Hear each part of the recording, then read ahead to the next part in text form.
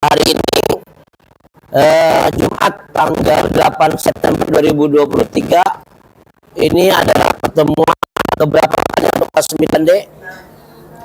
Ke-7. Berarti kalau hari ini ke-7 sudah masuk ke materi pokok yang ketiga. Karena satu materi pokok itu ada 9 JP atau 9 jam pelajaran. Berarti kalau 9 jam ada sama dengan 3 kali pertemuan. Karena satu pertemuannya kan 3 jam. Betul ya? 3 kali pertemuan itu sudah selesai materi pokok yang pertama. Yang kedua, materi pokok tentang toleransi dan menghargai perbedaan itu pun 3 pertemuan. Berarti 3 tambah 3, 6 kali pertemuan. Dan hari ini adalah pertemuan yang ke-7. Baik, hari ini siapa yang tidak hadir? Bapak absen sejenak. Yang tidak hadir aja siapa? Jurnalnya sudah dicatat. Ya, Iqbal sakit ya, betul. Muhammad Iqbal. Kemudian Mahesa Putra dan Muhammad Eka Fadar Fatu Tarik. Ada. Kenapa ditulis ini? Ini hari Kamis. Oh, itu kemarin ya. Iqbal ada nggak Iqbal? Sakitnya. Selain Iqbal ada Mahesa? Mahesa keterangannya sakit. Nggak sakit. Mahesa Putra. Oke.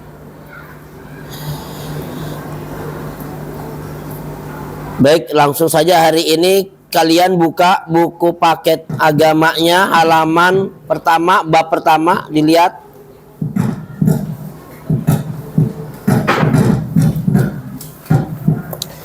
Tentang beriman kepada hari akhir.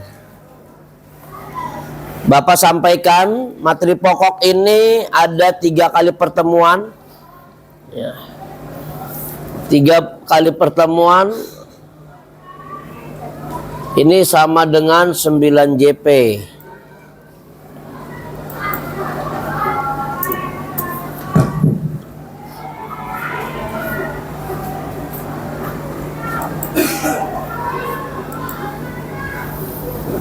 Baik, Bapak sampaikan tujuan pembelajaran materi pokok tentang beriman kepada hari akhir.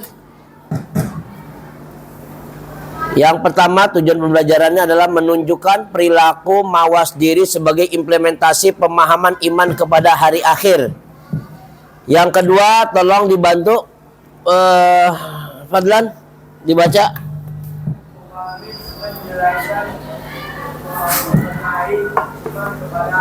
Ya, Nisa dilanjut.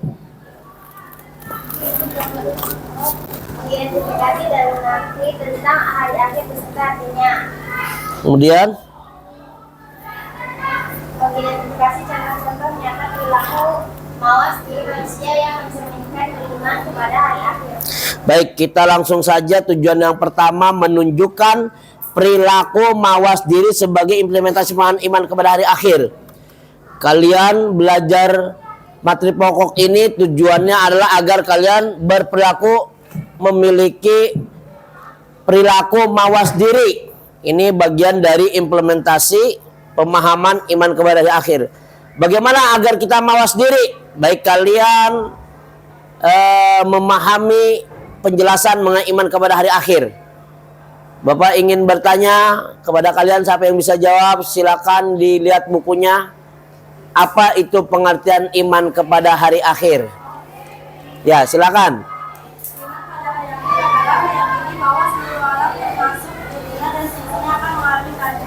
Iya, bagus, tepuk tangan dulu untuk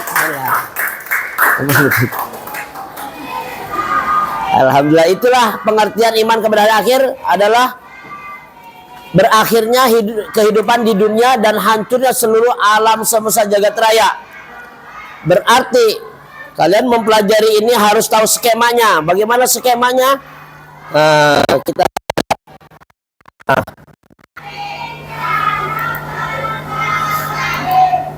Ini skemanya. Kalian bisa lihat, meyakini hari akhir. Sorry.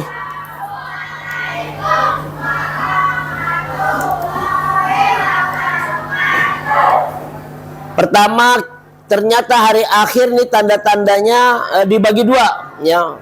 Ada kiamat sugro, ada kiamat kubro. Kiamat sugro itu adalah kiamat kecil. Bagaimana sih contoh-contoh kiamat sugro? Baik, kalian perhatikan video berikut ini dan silakan kalian berikan tanggapannya.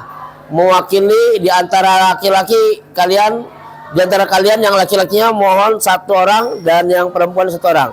Untuk yang laki-lakinya dulu mohon tanggapi video berikut ini. Ini adalah contoh-contoh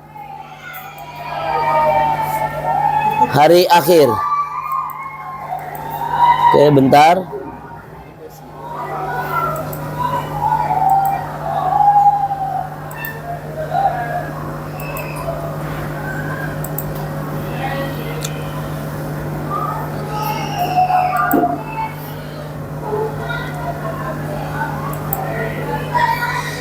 Sebentar. Oh, ini Sakaratul Maut.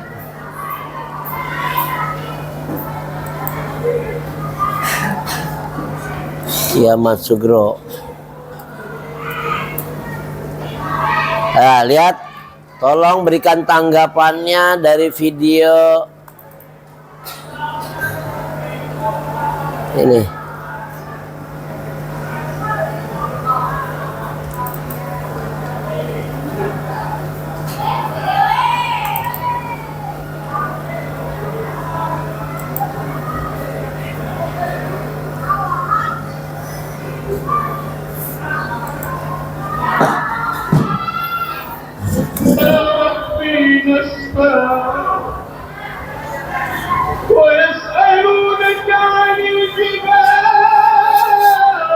Kalian bisa lihat.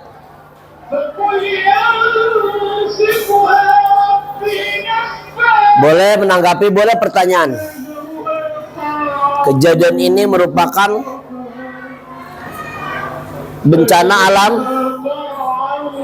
gunung, bukit, longsor tanahnya sehingga jatuh dan menelan korban yang gak sedikit, ya, termasuk orang-orang yang berada di bawahnya juga terkena dampaknya dari bencana alam ini. Ini merupakan tanda-tanda kiamat sugro, terjadinya bencana alam, baik gunung meletus, banjir bandang, kebakaran dan sebagainya. Nah, gambaran ini yang pernah terjadi juga di Indonesia, ya, di Bogor, Gunung Bunder juga, di sana ada Gunung Bunder namanya, pernah longsor juga seperti ini. Di Tasikmalaya, di Garut juga terjadi. Ini bahaya.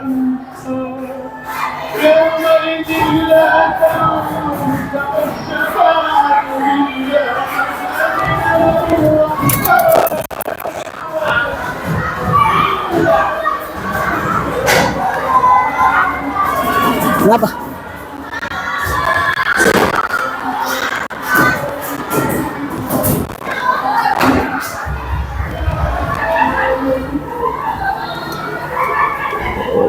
Lagi supervisi juga ternyata. Oke, Bapak stop.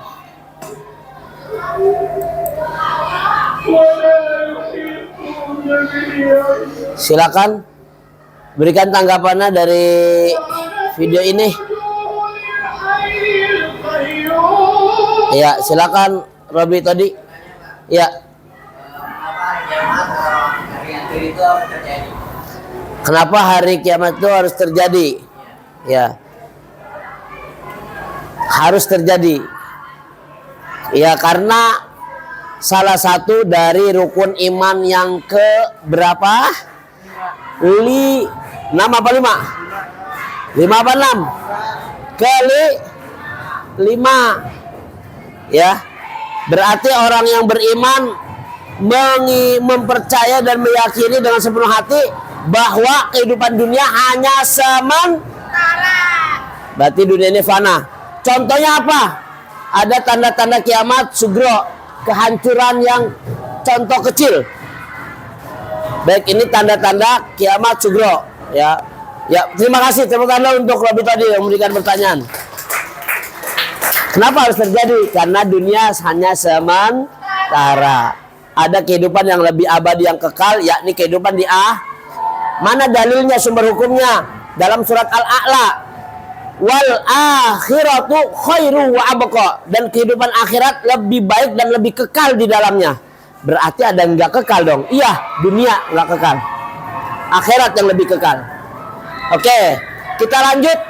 Contoh tanda-tanda kiamat sugro yang lain, yaitu kematian seseorang. Oke, kita lihat kematian seseorang ini. Wow.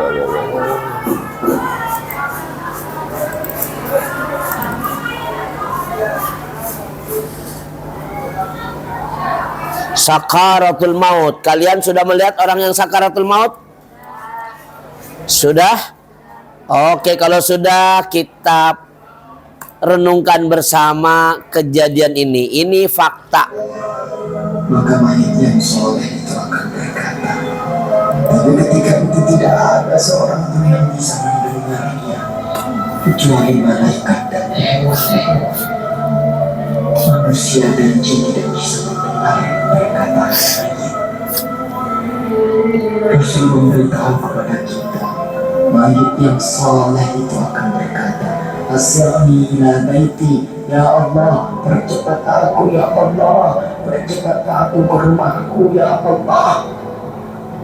Dia sudah melihat surga Allah. Dia sudah melihat surga karena kesolehan di dunia selama ini.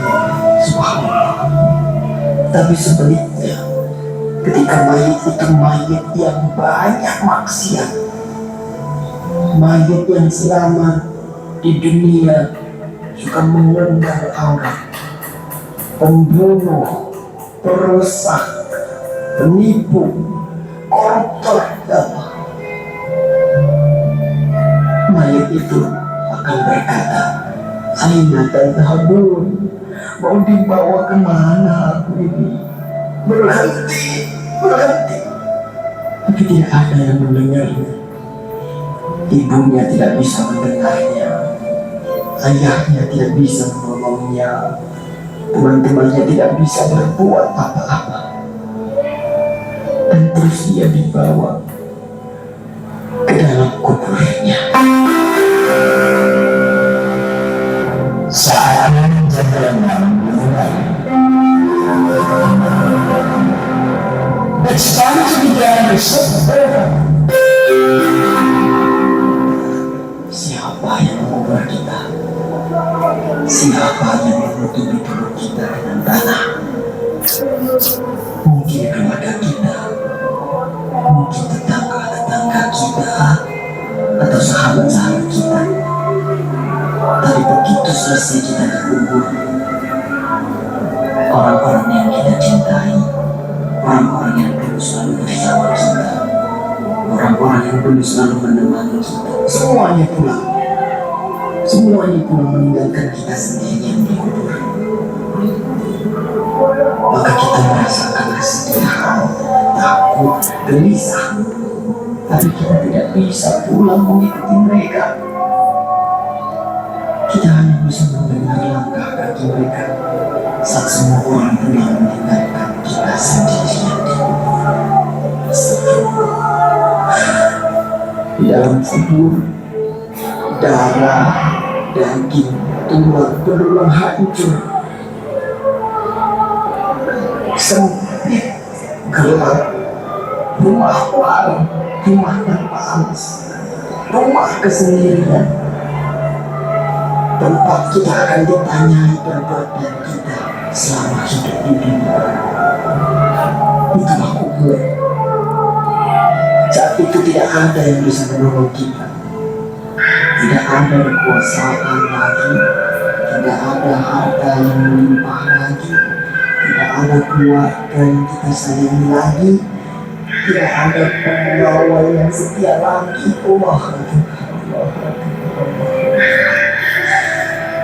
Tapi alhamdulillah, kita bersyukur karena kita masih hidup, saudara. Hari ini kita masih hidup, kita belum mati. Berarti Allah masih sayang pada kita. Allah masih memberi kesempatan kepada kita untuk bertaubat. Allah masih beri kita waktu untuk beribadah sebanyak-banyaknya. Maka inilah saatnya. Inilah saatnya kita untuk bertaubat, saudara. Inilah saatnya kita untuk berjanji taat. Saatnya untuk kita berhenti melakukan kemaksiatan. Saatnya untuk kita berhenti melakukan kezaliman. Saatnya kita membahagiakan keluarga kita, istri kita, suami kita, orang tua kita, anak cucu kita.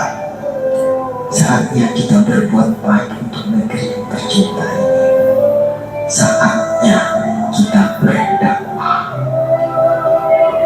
Manfaatkan sisa umur ini untuk menebar kebaikan di sekitar kita. Karena kita tidak tahu kapan kita akan kembali kepada Sang Pencipta kehidupan, Allah Subhanahu wa Ta'ala.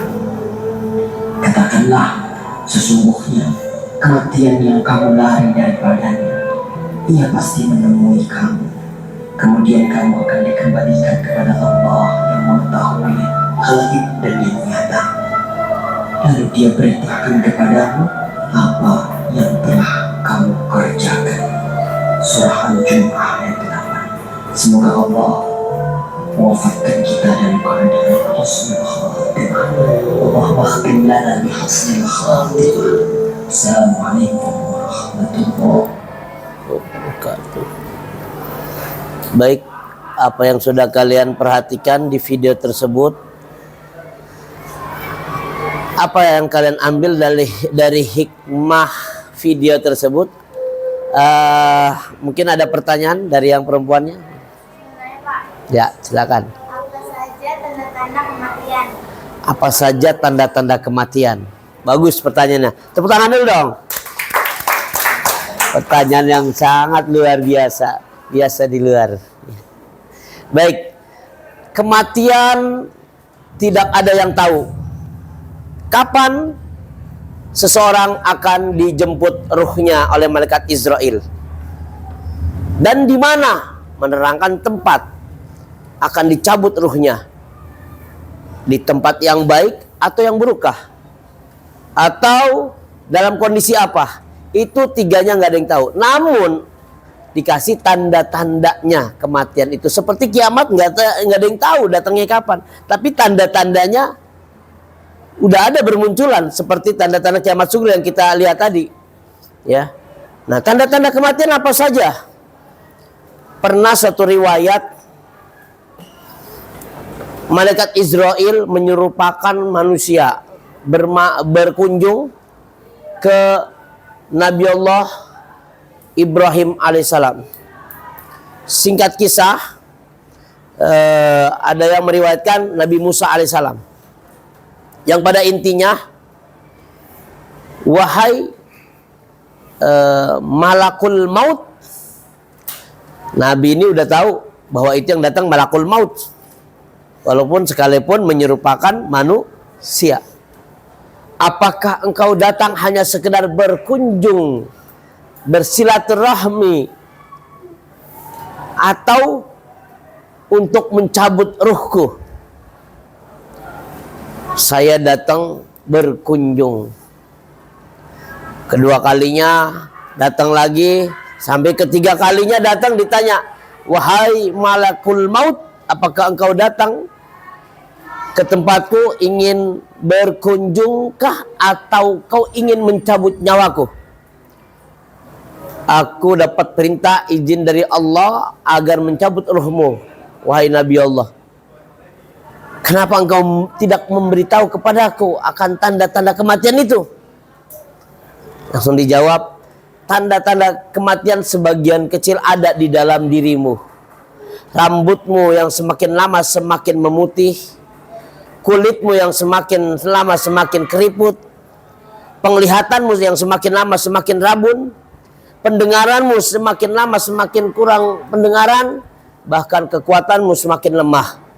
Itu satu tanda baru sedikit dalam dirimu, dalam diri manusia. Berarti kalau diambil dari segi ini, biasanya orang yang sudah seperti itu orang yang sudah tua. Ini menurut riwayat lain dari sisi fisik. Namun dari hadis Rasulullah SAW, al-mautu baghtatan, kematian itu datangnya secara tiba-tiba.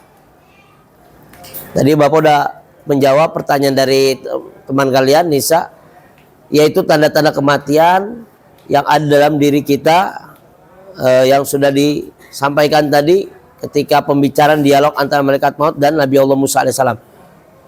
Kemudian apakah yang muda nggak ada tanda-tandanya?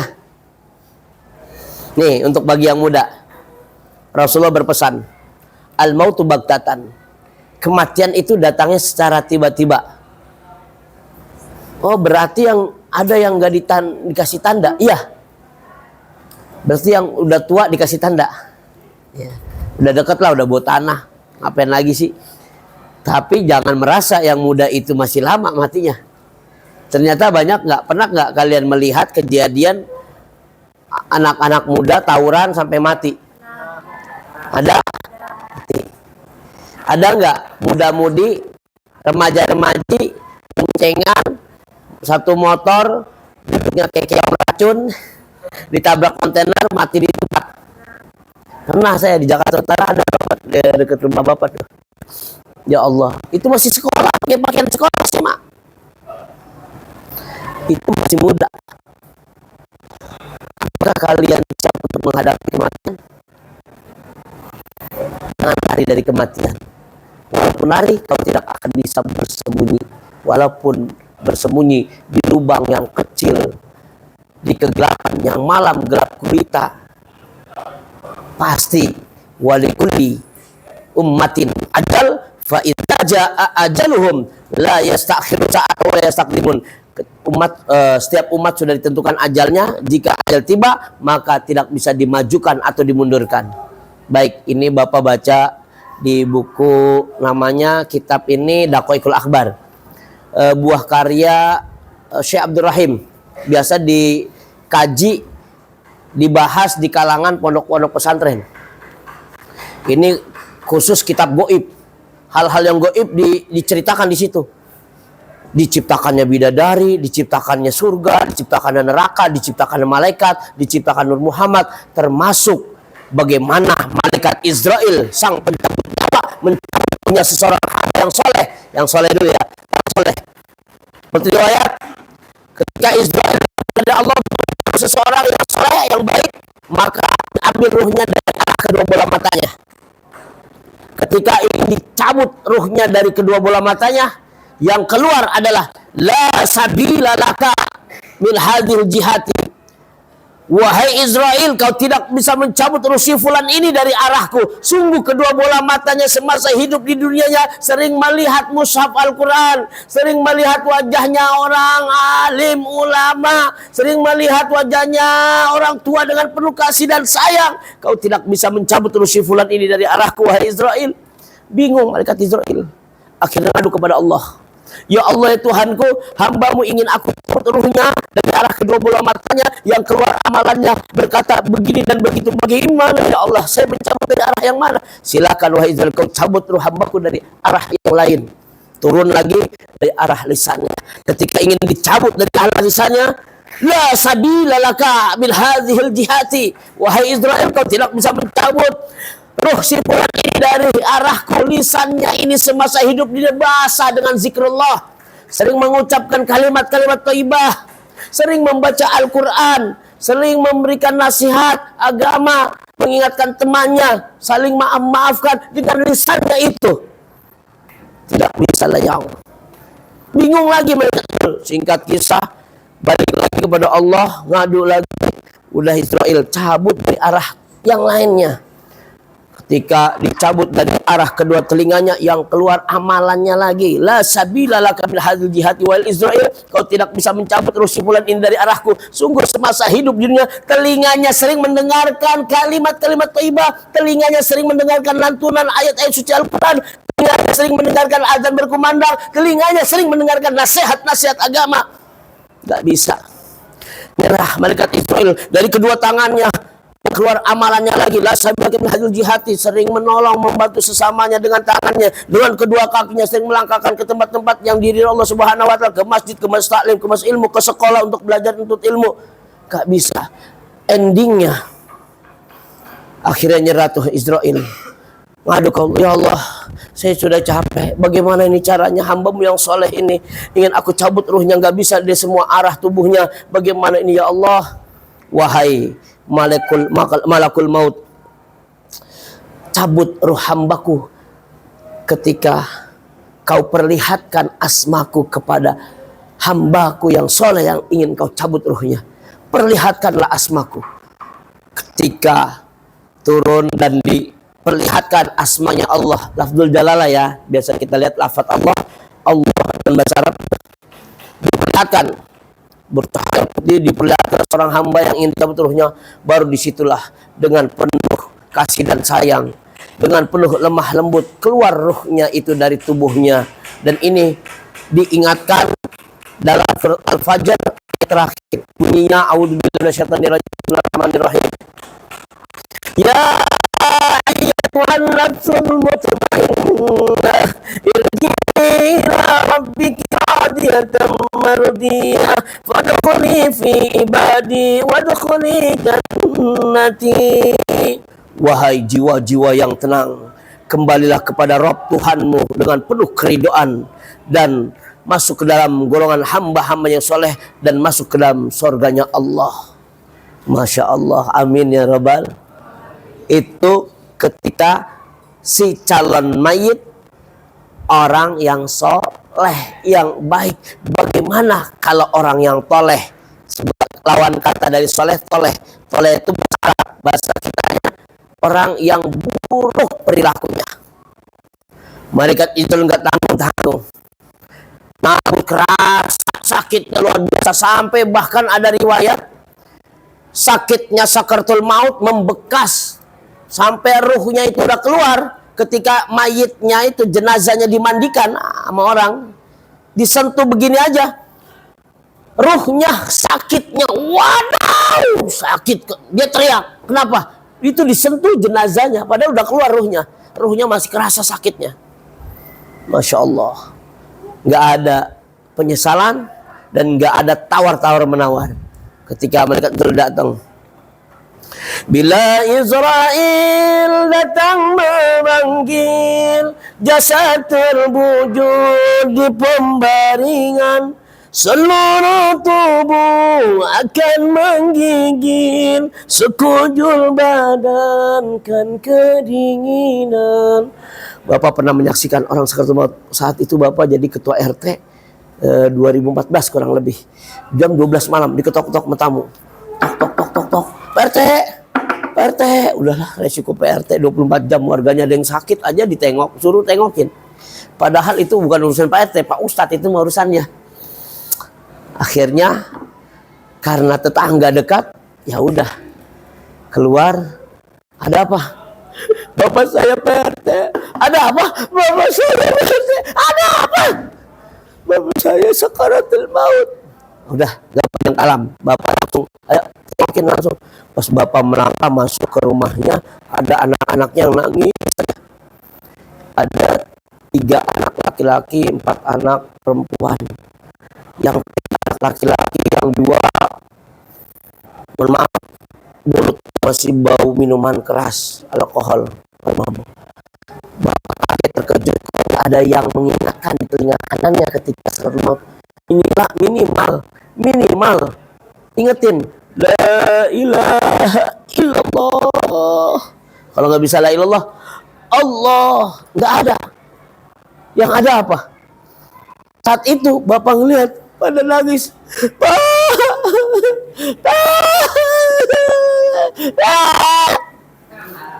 Saya maaf, Mayan. Sorry. Nangis, goyang-goyang kepalanya. Oke.